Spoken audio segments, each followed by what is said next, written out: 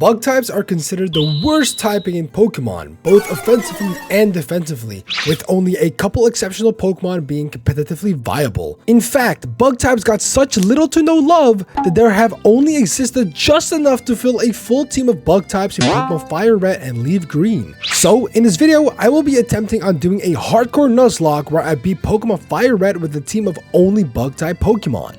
This is my first ever Nuzlocke, so some of my strategies are not that good. So please let me know in the comments down below on what I can improve on, and let's jump straight to the video. We call our character Subscribe because subscribe wouldn't fit as a name, but I tried my best to put it in there. So if you could subscribe, I would appreciate that a lot. We start off by waking up in our room, only to say goodbye to our mother in the first 5 seconds and head into the wild grass without any Pokemon in our disposal. The professor sees us and confronts us by explaining that we are essentially a dumbass with zero survival instinct, which is correct and I agree. We get brought to the lab to pick a starter Pokemon right off the bat, but I pick Bulbasaur, so our rival picks Charmander, and I do that because bug type Pokemon are weak to fire type Pokemon, and I want to make this Nuzlocke as challenging as possible. Well, obviously we are not going to use Bulbasaur, and instead we are going to catch a Caterpie on Route 2, securing our first bug type of the run. We call our Caterpie Luck Screen as it's female, and we need to keep it lore accurate. Right next to Route 2, we get in Viridian Forest and catch a Weedle called Femi and start making our way to Pewter City to take on Brock. Our level cap for this gym is level 14, so we max out our Luck Screen, who has turned into a beautiful butterfly, and Femi, who has turned into a menacing bee. Now, one thing that I want you guys to keep in mind is that although the level cap is 14 in this case, if I level up to level 15 in the middle of the gym fight, then that is completely allowed, which will be very important in this battle. So I train up my Luck Screen just enough so that we level up against Geodude and learn Sleep Powder when we face Onix. Onix is a bit terrifying because of its rock throw, and that's exactly where Sleep Powder comes in. So getting in the battle, we start off with Luck Screen, making sure Geodude gets poisoned so we can stack Harden in the meantime as Geodude is slowly perishing to the toxicity. The reason I do this is so that if I do manage to miss my Sleep Powder on Onix, then I can at least survive at least one rock throw and try to go for another Sleep Powder. So we finish up the Geodude,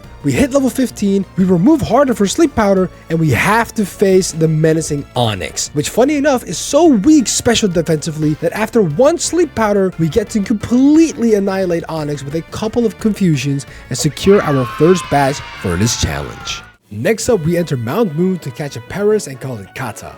Kata will be the reason why we will completely wipe Misty. But before we face Misty, we are doing Rival 2. Rival 2 looks a bit intimidating, but isn't as tough as it may look. Let me show you. We start off with Luck Screen, as we will try to take Sleep Control right off the bat to get some free attacks on Pidgeotto. Unfortunately, Pidgeotto wakes up and gets a hit on me. At 35 HP, we face Charmander, and I want to prevent Charmander getting in Blaze range. Sadly, Charmander wakes up turn 1, and we have to let it sleep again. Once we do, we swap in Beedrill and immediately go for Fury Attack. I think Charmander has not scratched the Blaze ability range yet, but oh damn, he wakes up at red HP. And luckily, he went for Growl instead of a Burn. This AI is not performing that well. We take Charmander out, and the rest of the battle goes really easy as we knock out Abra for free. So we use Focus Energy first to increase our crit chance, and damn, double Fury Attack crit. That's crazy to me, I'm not gonna lie to you. But this damage on Rattata is crazy too. Oh my days. Well, hey, I mean, I'll take it, you know? I'll take it. Absolutely love this. Next up, we got Misty, and as I mentioned earlier, Kata will be the main carry. As Kata is also grass typing, we teach a Bullet Seed that we pick up in Mount Moon and enter the battle against Misty. Kata starts off strong with an amazing crit onto the Staryu, knocking it out in one turn.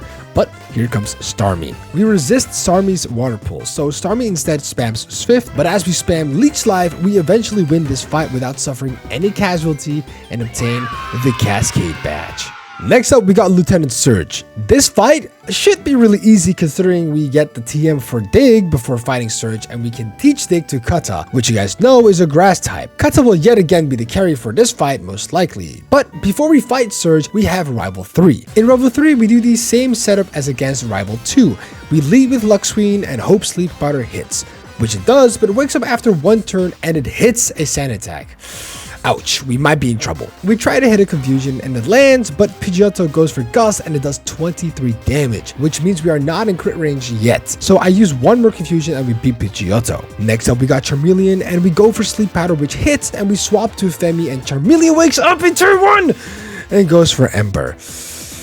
That does 28 damage, which means that even if we don't bring it to Blaze range, we will die to crit. Sadly, we can't swap, so we go for a Brick Break and Charmeleon goes for Smoke Screen. Next attack will bring Charmeleon to Blaze, so we swap to Lux Screen. We survive a hit and go for Sleep Powder. As Charmeleon sleeps, we go for Confusion and Charmeleon luckily still sleeps and finish off Charmeleon. Next up we got Raticate, and Raticate has Quick Attack, which kills us in a crit. This is a tough choice, but I have to risk and just Sleep Powder here, and yes!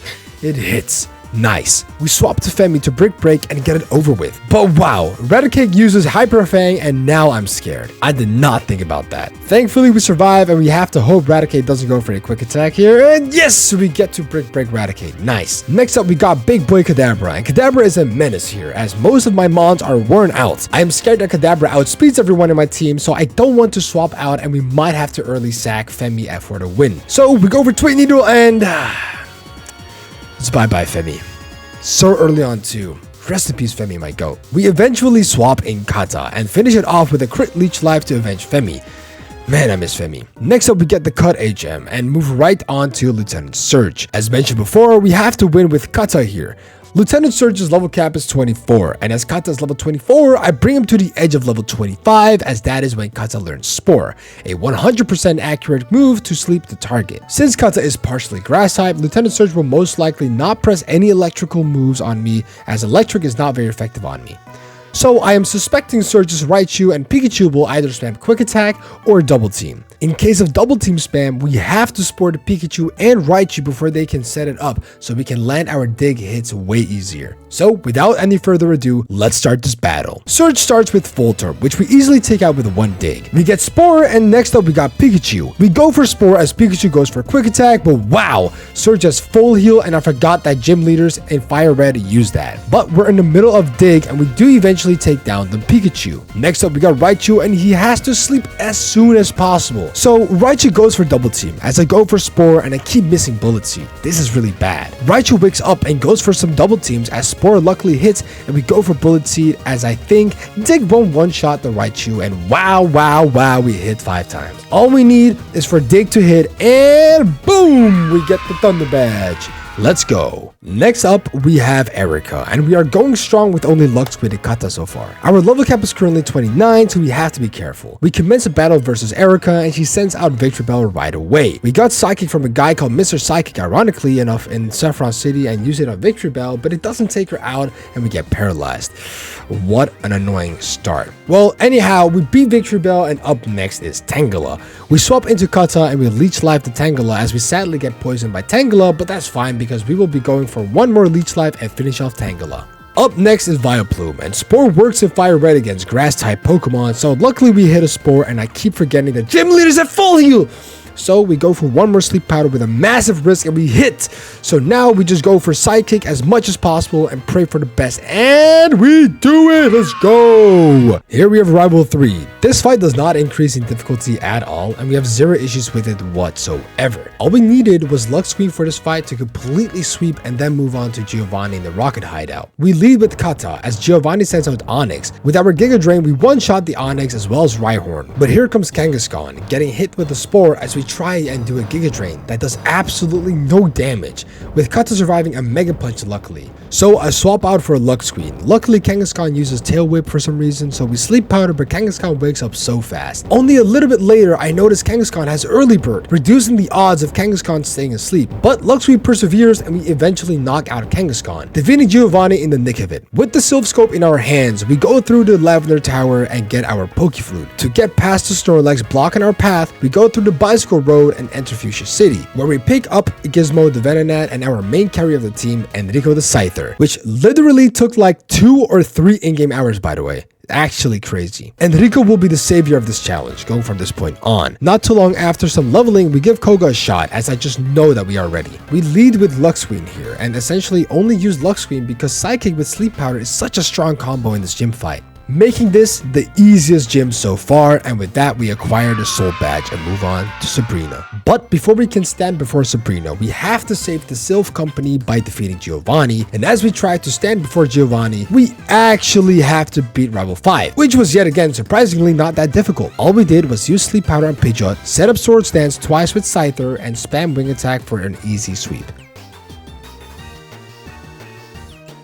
Next up we got Giovanni. We lead with Lux Queen and are almost able to one-shot the Nidorino, finishing it up the next turn and defeating it. Next up we have Rhyhorn, which is not an issue as we use Sleep Powder and barrage it with Psychic. After Rhyhorn we have Kangaskhan, which I use Sleep Powder on and swap into Enrico to use Swords Dance and get hit by a Mega Punch, which does a fair chunk, and Wing Attack following right after. And right next to Kangaskhan we have Nidoqueen, which is not a threat, and we are able to two-shot the Nidoqueen, but the only retaliation we got is Double Kick. Now with Giovanni gone, let's face Sabrina right after without the need of prepping anything. We lead with Kata as we face off Kadabra. We start off with using Spore as Kadabra uses Reflect. Next up is Venomoth, which we use Spore on and afterwards swap into Enrico, allowing us to Swords Dance and sweep the rest of the team with Enrico. When I told you guys that Enrico was going to be the sweeper of the team, I actually meant it. This guy is so strong. Anyway, we got the March badge and we advance to the big boy problem himself, Blaine.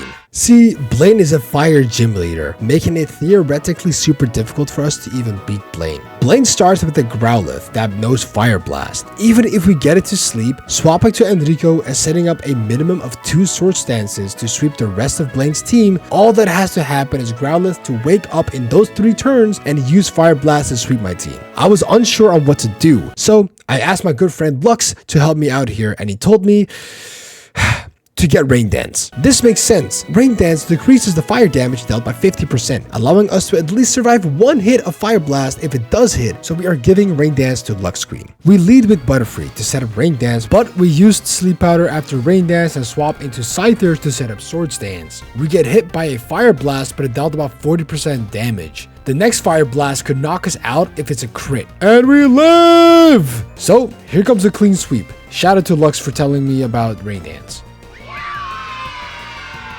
Next up, we are going for the last gym fight, which is Giovanni 3. We lead with Lux Queen against Rhyhorn to pull off a Sleep Powder and spam Psychic right after. Following up, we have another Rhyhorn, where everything goes exactly the same. But that raises the question, why does Giovanni even have 2 Rhyhorns of level 50? It doesn't make any sense. Here is Dugtrio, and he is faster but does little to no damage, giving us the chance to make it sleep and spamming Psychic to finish off Dugtrio. Next up, we got Nidoqueen, and we do exactly the same.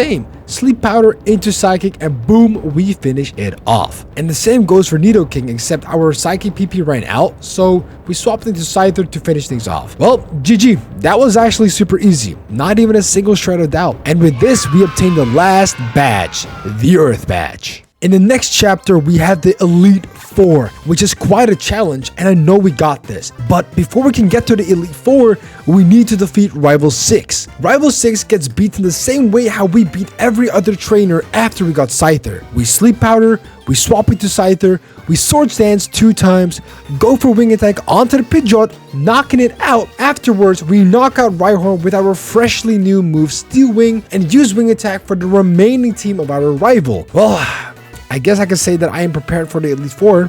At least, I hope so. Alright, so we are now at the Elite 4, and our first opponent is Lorelei. I made everyone level 60, so we are slightly over leveled, but does that matter? I don't think so. We have it rough enough. So here goes the first Elite 4 member, Lorelei. We start off with Butterfree. Using Sleep Powder on Dugong, we swap right into Scyther as we stack our Sword Stances up. While we do, Dugong wakes up and uses Ice Beam. Now it's time to sweep as we outspeed everyone from Lorelei. Now next up we got Slowbro, but even Slowbro gets one-shot by us. And then next up we got Jinx. Yet again, we one-shot. What a shocker. After Jinx, we have Lapras. Now I thought we were not going to knock it out in 1 turn, but boom, there we go. That Wing Attack really does a lot of damage. And well, would you look at that, here comes Cloyster, boom, gets knocked out even when it has 180 base defense. Damn. Enrico, you might be the GOAT. I'm not gonna lie, man. I'm not gonna lie. Anyway, let's go to Bruno. Next up, we got Bruno. We lead with Parasect against Onyx. And all we had to do was click Giga Drain versus Onyx, and it was over for him already. He was just a one-shot, I guess. But next up, we got Hitmonchan. And so we go for a Spore and swap into Enrico to start stacking up the Sword Stances as usual. Hitmonchan wakes up and uses Rock Tomb, lowering my speed and doing a lot of damage. But not enough to take down the GOAT, as we go for Wing Attack and knock it out. Right after comes Machamp, which we completely annihilate with Wing Attack because that's how the GOAT does it. After Machamp, we get Hitmonlee. Anyway, next up is Onyx again, and we swap into Kata to Giga Drain and finish Onyx off, meaning we can advance to Agatha. Agatha? I don't know anymore. I'm sorry. So, next up we have Agatha. We lead Lux Queen versus her Gengar, but ouch, we get hit by Toxic. That's kind of dangerous. However, we hit a nice Sleep Powder and spam as many flashes as possible because I want to set up with Scyther and sweep her entire team. So, here comes the Swords Dance and another one, and Gengar woke up and hits a double team on us. Damn, that's a bit unfortunate, but we go for another attack, but we miss, and we got Toxicated. Okay, that's annoying. Anyway, luckily Wing Attack hits this time and knocks out Gengar. Following up, we are up against Golbat, and Wing Attack hits and knocks it out. Following up, there is an Arbok, and Intimidate won't affect us as we shred through Arbok's skin. Next up, we have Gengar, which is level 58, so I was scared that I was going to get outsped, but to my surprise, we outsped the Gengar instead. We survived the next Toxic Tick and finish off the Haunter with 16 HP remaining. Wow, that was close, but I had to take the risks, guys. I'm telling you. Next up, we got Lance, and for this fight, I am making Enrico the complete level cap before facing the champion, which is level 63, I'm pretty sure. Well, here goes nothing. We lead with Lux Queen, getting off his Sleep Powder and instantly flashing Gyarados to make sure that whenever he wakes up, he doesn't damage Enrico. We make it sleep again as he wakes up and then swap into Enrico to set up Swords Dance. But he wakes up and misses his attack. So we set up again. He misses again. Nice. And our sweeping starts. We go Wing Attack and boom, we finish off Gyarados. Dragonite appears, boom, Wing Attack, and Dragonite is out. But here comes the Aerodactyl. His speed is very menacing, and if he outspeeds us, the run is completely finished. But to my surprise, we outsped somehow and finished Aerodactyl off with a Steel Wing, and afterwards, the rest was a breeze in the park, as we wiped the rest of his team with ease. And with that, bye-bye Lance. So, this is it. The final battle that we have waited for. The battle that will determine the strength of the insects. The champion. Here we go. We are leading with Lux Queen, of course, as usual, because Lux Queen is the commander of the team.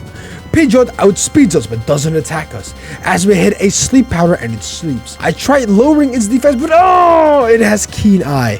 Ooh, this is bad. I need to swap to Scyther right away, and I should not waste any more turns and start setting up. We Swords Dance and Pidgeot still sleeps, so we go for another Swords Dance and it still sleeps. Nice, time to try and sweep here.